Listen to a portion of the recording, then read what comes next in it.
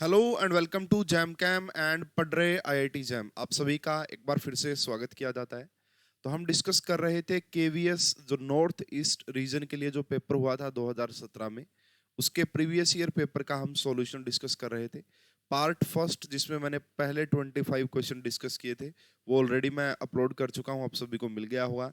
ये part number 2 है, इसमें हम नेक्स्ट 25 क्वेश्चन डिस्कस कर रहे होंगे। ठीक है। अगर किसी भी स्टूडेंट को प्रिपरेशन करनी है किसी भी पीजीटी एग्जाम की या फिर किसी भी टेट एग्जाम की, तो आप हमारा कोर्स ज्वाइन कर सकते हैं। ऐप का नाम है पढ़ रहे आईआईटी जैम। ये दोनों कॉन्टैक्ट नंबर अवेलेबल हैं और ये कोर्स रखा गया है 6 महीने की वैलिडिटी और 1 साल की वैलिडिटी के लिए। क्योंकि अगर आप अच्छे से किसी भी पीजीटी एग्जाम की प्रिपरेशन करना चाहते हैं तो कम से कम इतना टाइम तो आपको लगेगा ही लगेगा। बाकी सारी फैसिलिटीज देख सकते हैं कि कोर्स में क्या क्या अवेलेबल है। तो चलिए स्टार्ट करते हैं। सबसे पहले यहाँ पे जो क्वेश्चन आपको दिख रहा है, this is related to polymers. Polymer से ये रिलेटेड क्वेश्चन है। क्या कहा गया है ये देखते हैं। The following polymer belong to which category. यहाँ पे दो पॉलीमर दिखाए गए हैं, तो बताना है कि ये किस कैटेगरी से बिलोंग करते हैं। देखिए ये जो है ना, this is PVC, polyvinyl chloride. ये क्या आपका पीवीसी है, पॉलीविनाइल क्लोराइड है ना। तो ये विनाइल होता है, इसके ऊपर क्लोरो लगा हुआ है यहाँ पे, तो ये है पॉलीविनाइल क्लोराइड। एंड इसको अगर आप ध्यान से देख रहे हो, दिस इज बेकेलाइट। ये आपका क्या है, ये आपका बेकेलाइट है। बेकेलाइट के मोनोमर क्या क्या होते हैं भाई? बेकेलाइट के मोनोमर होते हैं phenol plus formaldehyde. Phenol plus formaldehyde HCHO, इससे मिलके आपका बनता है कौन? बेकेलाइट। तो देखिए आपको काफी टाइप्स के पॉलीमर पढ़ाए जाते हैं। इस बेसिस पे 4 टाइप के होते हैं: fibre, elastomer, thermosetting and thermoplastic. तो इनमें से बताना है कि पीवीसी क्या है एंड बेकेलाइट क्या है। देखिए जो पीवीसी है, पॉलीविनाइल क्लोराइड, ये कैटेगरी में आता है थर्मोप्लास्टिक की कैटेगरी में। ये किस में आता है? This is thermoplastic. And bakelite is a type of thermosetting, ये आपका थर्मोसेटिंग टाइप का होता है। तो टोटली याद करने वाला क्वेश्चन है। हालांकि मोनोमर भी आपसे फ्यूचर में पूछ सकता है कि बताइए बेकेलाइट के क्या क्या मोनोमर होते हैं। तो इस क्वेश्चन का जो सही आंसर आएगा वो third is the correct answer. तो ये पॉलीमर से रिलेटेड क्वेश्चन था। नेक्स्ट क्वेश्चन देखते हैं भाई। यहाँ पे देखिएगा, विच स्टेटमेंट इज ट्रू। इनमें से कौन सी स्टेटमेंट ट्रू है? एक है glucose and other was is your galactose. तो ग्लूकोज एंड ग्लैक्टोज के बारे में सही स्टेटमेंट बतानी है। क्या ये आइडेंटिकल ओसाजोन्स बनाएंगे? देखिए ओसाजोन्स बनाने का क्या होता है कि आपने जो ये कार्बोहाइड्रेट्स होते हैं, ग्लूकोज, ग्लैक्टोज, फ्रक्टोज, माल्टोज, इनकी रिएक्शन करवानी होती है फिनाइल हाइड्राजीन के 3 मोल के साथ।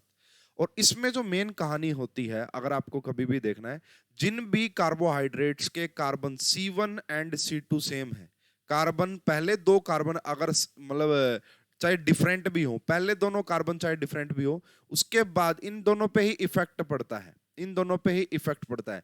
अगर कार्बन नंबर 1 पे या कार्बन नंबर 2 पे अलग फॉर्मेशन है तो भी कोई दिक्कत नहीं है, बाकी नीचे सारा सेम होना चाहिए, तब जाके वो आपका आइडेंटिकल ओसाजोन्स बनाएंगे।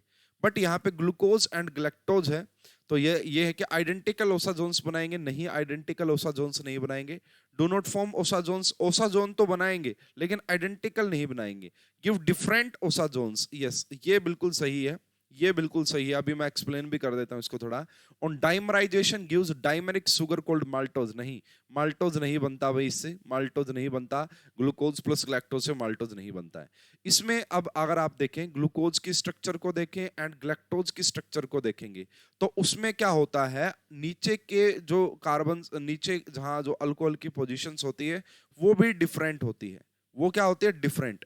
जैसे ग्लूकोज की बात करोगे ना, ग्लूकोज हो गया एक आपका, और एक फ्रक्टोज हो गया।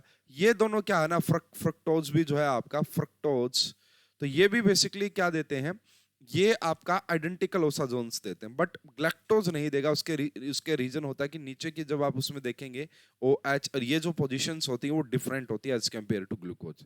इसलिए इस क्वेश्चन का जो सही आंसर आएगा दैट इज गिव डिफरेंट ओसाजोन्स। अभी आगे देखो, आगे अगर इस क्वेश्चन को और अच्छे से एक्सप्लेन करना चाहते हो नेक्स्ट क्वेश्चन से ही कर सकते हैं। देखिए यहाँ पे 3 स्ट्रक्चर दी गई है, तो आपको मैं स्ट्रक्चर का आइडिया दे रहा हूँ इस क्वेश्चन से कि किसकी स्ट्रक्चर कैसी होती है। देखिए सबसे पहले ग्लूकोज की स्ट्रक्चर सभी को पता होती है, किसी को कोई डाउट नहीं होगा। यहाँ पे देखिए OH, उसके बाद जो कार्बन नंबर तीसरा वहां पे लेफ्ट में OH होता है। तो ये पहले ही तो स्ट्रक्चर ग्लूकोज की होती है, सभी को पता होना चाहिए। तो एक तो ऑप्शन नंबर फर्स्ट हटा दो, एक ऑप्शन नंबर 3 हटा दो, ये रहा। तो देखो मैं क्या समझाना चाह रहा था कि कार्बन नंबर 1 और 2, अभी आपको बताता हूँ कि मेनोज कौन सा, ग्लैक्टोज कौन सा, सारी कहानी मैं अभी आपको बताता हूँ। पहले तो इस क्वेश्चन का आंसर देखिए, इस क्वेश्चन का करेक्ट आंसर आएगा फोर्थ। फर्स्ट जो स्ट्रक्चर आप देख पा रहे हैं वो ग्लूकोज की है, सेकंड जो आप देख पा रहे हैं वो मेनोज की है, मेनोज की, एंड थर्ड जो आप देख पा रहे हैं वो है ग्लैक्टोज की। अब आप फर्स्ट स्ट्रक्चर को और थर्ड को देखो, यहाँ पे देखो, अगर ये तीनों भी सेम, ये इतना जो है ये आप देख पा रहे हैं, ये अगर सेम है तो हम बोलेंगे कि वो आपका आइडेंटिकल ओसाजोन्स बनाएंगे। अब यहाँ पे देखो, ग्लूकोज एंड मेनोज है, कार्बन नंबर 1 को छोड़ दो, उसके बाद का देखो आप, उसके बाद के देखो, OH लेफ्ट में है, 2 OH राइट में है, इसका मतलब ये है glucose and mannose identical osazones देंगे, glucose and mannose identical osazones देंगे।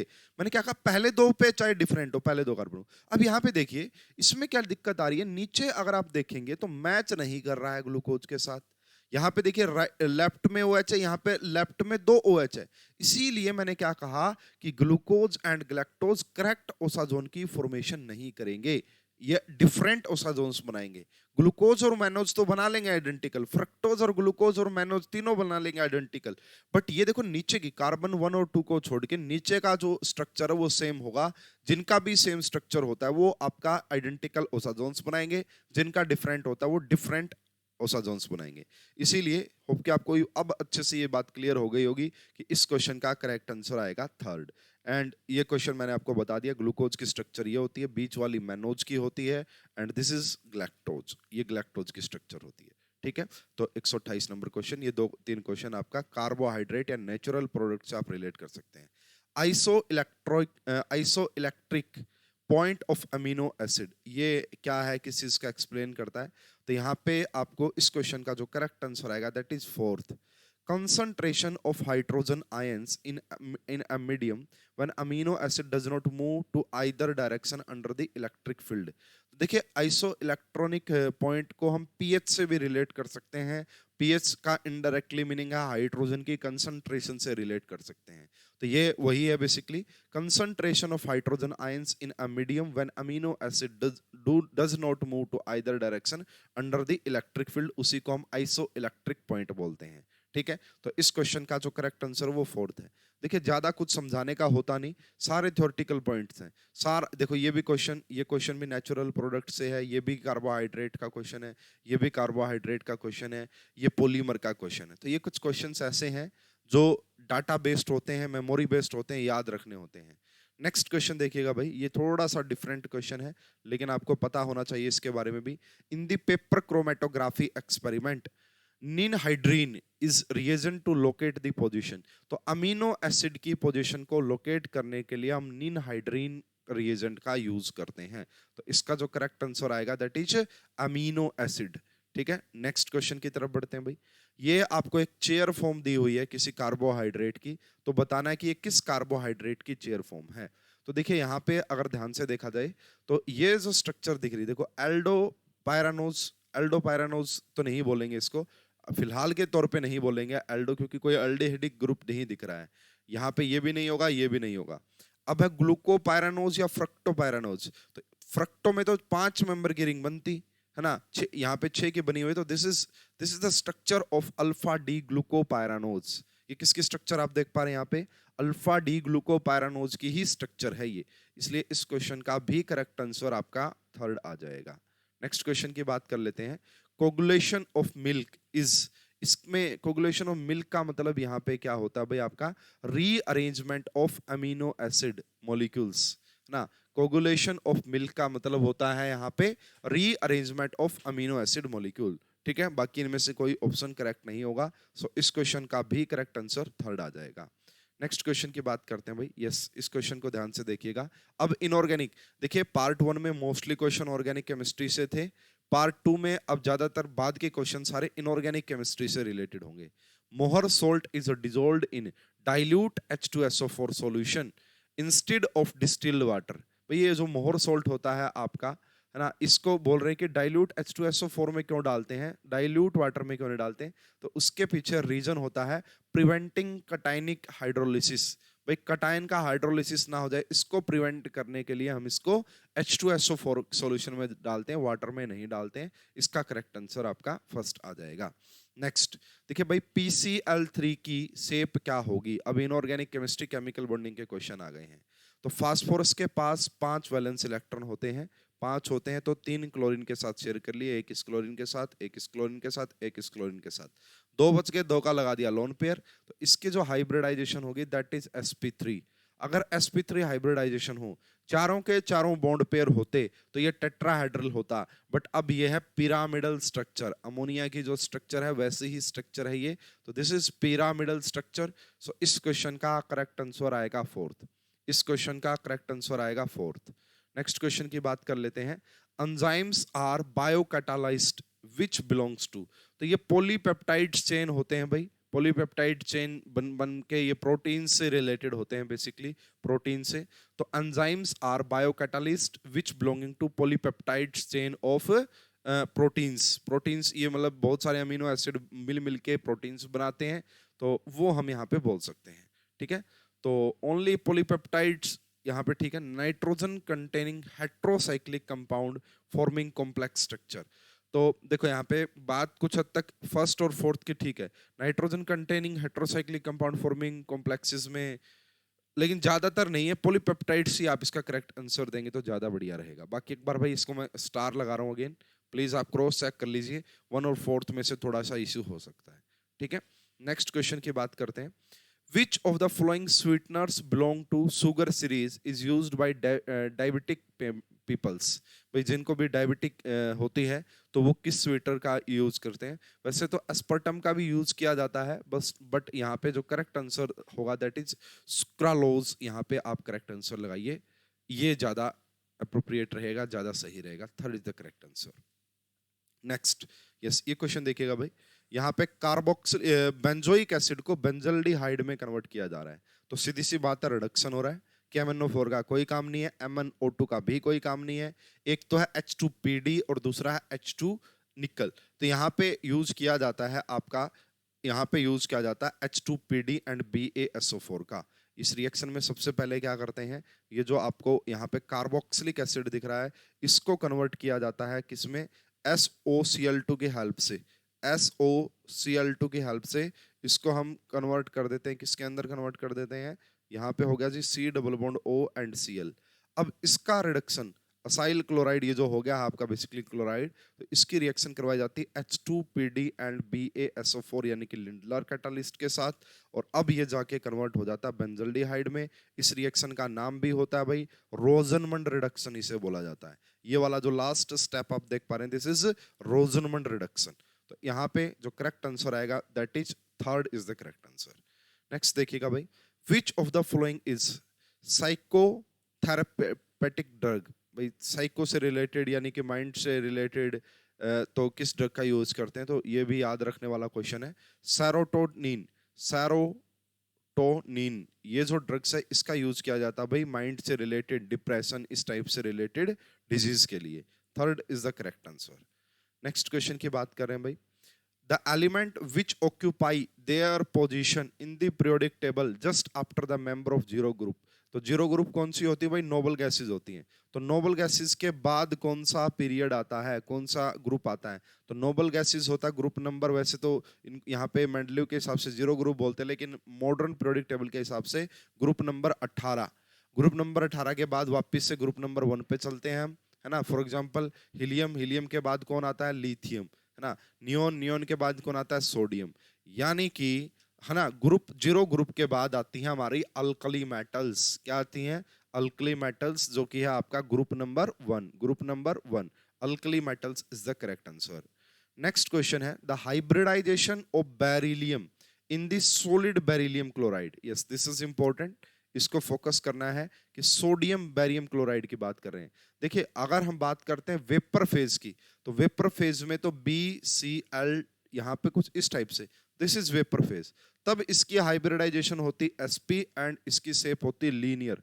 बट अब ये सॉलिड फेज में है, सॉलिड है, तो सॉलिड में कहानी क्या होती है? यहाँ पे ये पॉलीमेरिक फॉर्म में पाया जाता है कुछ इस टाइप से। ये एक लिया आपने BeCl2, इसी प्रकार दूसरा BeCl2 लिया एंड यहाँ पे कुछ इस टाइप से बॉन्ड बनते हैं और ऐसे ऐसे ये कहानी चलती जाती है आगे पूरे अच्छे से।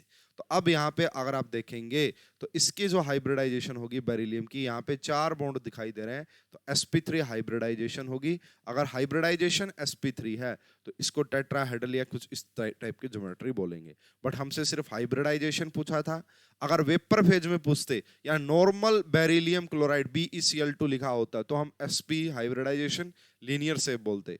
बट सॉलिड फेज में ये पॉलीमेरिक फॉर्म में पाया जाता है, इसलिए इसकी हाइब्रिडाइजेशन होती है sp3। इसलिए इसकी हाइब्रिडाइजेशन होती है sp3। सो इस क्वेश्चन का करेक्ट आंसर आएगा थर्ड।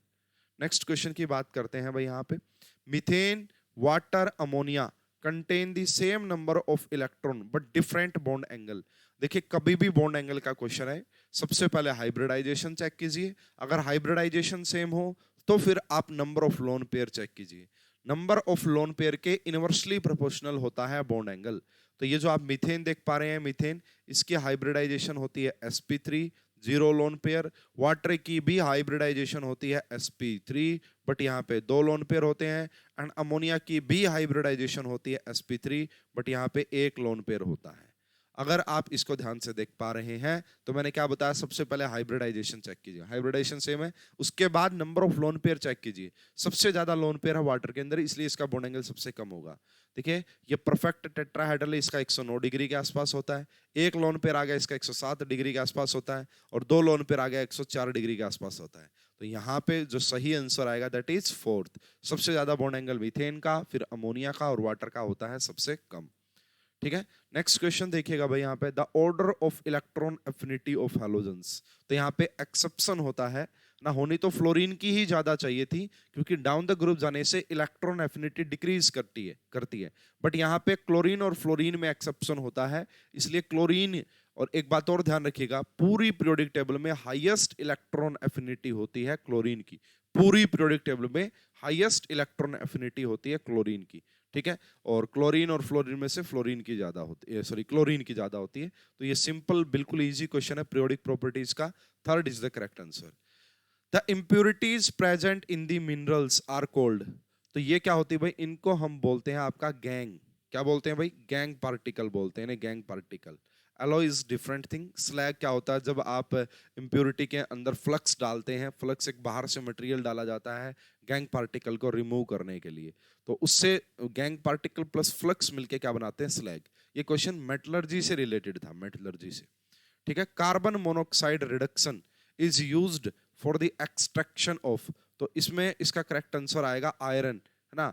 ये जो आपका आयरन है, इसके लिए हम इसका यूज करते हैं, carbon monoxide reduction process, use of the extraction of iron. Third is the correct answer. इनमें से आपको बताना है कि कौन सा साइज का ऑर्डर करेक्ट होगा। देखिए सेकंड ऑप्शन यहाँ पे करेक्ट होगा, F negative, O2 negative and N3 negative. देखिए this all are isoelectronic species. Anion के ऊपर जितना ज्यादा नेगेटिव चार्ज बढ़ेगा, अगर वो एक ही पीरियड के एलिमेंट हैं, तो अनायन के ऊपर जितना ज्यादा नेगेटिव चार्ज बढ़ेगा उतना उसका साइज भी बढ़ेगा। यहाँ पे जो correct answer that is second. ठीक है, ये क्यों नहीं हो सकता, सोडियम का ज्यादा होता भाई, क्योंकि सोडियम आपका आता है थर्ड पीरियड के अंदर जाके, तो डाउन द ग्रुप जाने से साइज इंक्रीज करता है, इसलिए ये रॉन्ग हो गया यहाँ पे। ठीक है, लिथियम का ज्यादा नहीं होता सोडियम से। ठीक है, लिथियम का सबसे कम, फिर सोडियम, फिर पोटासियम ऐसे होता है। कटायन के ऊपर अगर आप पॉजिटिव चार्ज बढ़ाते जाओगे तो उसका साइज छोटा होता जाता है। Fe4 पॉजिटिव का साइज सबसे छोटा होगा, न कि सबसे बड़ा। इसलिए इस क्वेश्चन का जो सही आंसर है वो सेकंड। पीरियोडिक प्रॉपर्टी से इजी क्वेश्चन था ये। नेक्स्ट क्वेश्चन है भाई आपका यहाँ पे, in which of the following reaction does hydrogen act as a oxidizing agent. अगर ये खुद ऑक्सीडाइजिंग एजेंट के तौर पे काम करना चाह रहा है, तो इसका खुद का क्या होना चाहिए, रिडक्शन। इसका खुद का क्या होना चाहिए, रिडक्शन। ठीक है, तो अब देखते हैं यहाँ पे। देखिए हमें पता है ये फ्लोरीन के साथ रिएक्शन, फ्लोरीन के ऊपर तो -1 होता है, और फ्लोरीन -1 से 0 पे जा सकता है, यानी फ्लोरीन का खुद का ऑक्सीडेशन होगा। एक मिनट रुकिए, ये है अब, ये सॉरी 0 पे है, तो ये F नेगेटिव में जाएगा, तो इसका खुद का रिडक्शन होगा।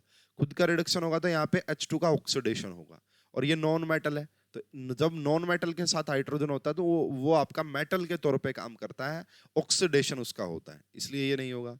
यहाँ पे ये भी नहीं होगा, क्यों, क्योंकि ये आपका 4 पॉजिटिव है, तो अब मैक्सिमम ऑक्सीडेशन स्टेट में अब इसका रिडक्शन ही पॉसिबल है, तो ये भी नहीं होगा।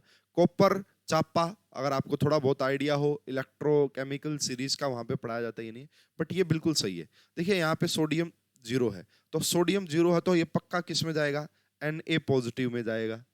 इसका खुद का क्या हो रहा है भाई, सोडियम का खुद का ऑक्सीडेशन हो रहा है, तो इसका क्या होगा, रिडक्शन। और जिसका खुद का रिडक्शन होगा वही तो एक अच्छा ऑक्सीडाइजिंग एजेंट होगा ना। तो यहाँ पे H2 एक अच्छा ऑक्सीडाइजिंग एजेंट है, क्यों, क्योंकि ये सोडियम को ऑक्सीडाइज कर रहा है। यहाँ पे बनता है NaH, this is metallic hydride, this is sorry metallic नहीं, दिस इज आयोनिक हाइड्राइड, ये आयोनिक हाइड्राइड होता है। तो इस क्वेश्चन का करेक्ट आंसर आएगा फोर्थ। नेक्स्ट क्वेश्चन की बात करते हैं भाई।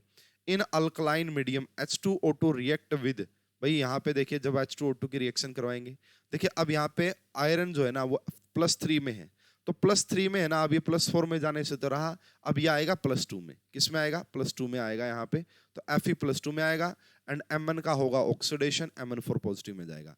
तो ये क्वेश्चन आपका रेडॉक्स रिएक्शन का, किसका क्वेश्चन है, रेडॉक्स का है भाई। तो ऑलरेडी आपको याद रखने वाला क्वेश्चन है, ज्यादा समझाने का इसमें कुछ है नहीं।